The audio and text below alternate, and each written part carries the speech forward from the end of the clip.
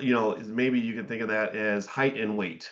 So imagine a parent that has 300 kids that have different heights, different weights, and different genders. Okay, so the gender is, are you a call or are you a put? The height and weight, the height might be the strike price, the weight might be the expiration date. Or maybe instead of height and weight, maybe it could be like age. I think of expiration date as time. So maybe age is a better analogy, right? So height and age. Okay, so I got a 6 foot tall child that's 30 and it's a boy, and I got a 6 foot one daughter who is 12, right? And so basically the Greeks determine how, excuse me, each of these options relates to the parent, how each of these options relate to the underlying stock. So let's, without further ado, let's just jump into the slide so I can talk about it further instead of using awkward analogies, which hopefully will clear it up, but maybe it could be more confusing. I don't want it to be, so I'm going to keep talking. All right, so we're going to talk about options premiums, what that means, the Greeks.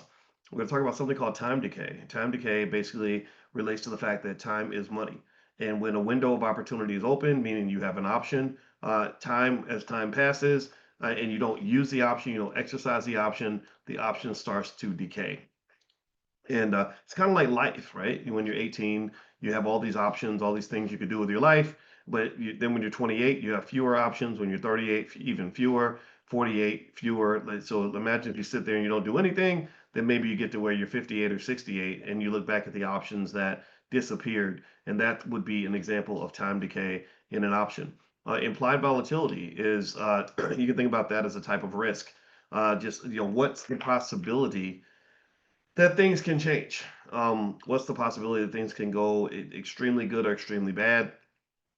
Like right now, the United States, with all the stuff that's been going on with political issues, has a lot of implied volatility. It's kind of a pressure cooker, and you don't know in what day or what moment something crazy is going to happen right now, right?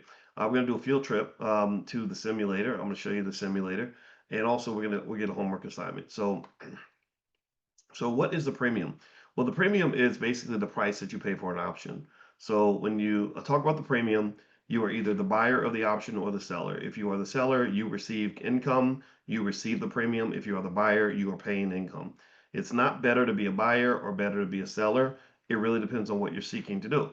If you are seeking to add a little spice to your life and make an investment, if you are an investor, then you are going to be a buyer of an option. You're buying implied volatility. You're buying the chance that something can happen that can make your money go up. You're like the person that goes to a casino and puts money down, and you're trying to turn that money into more money.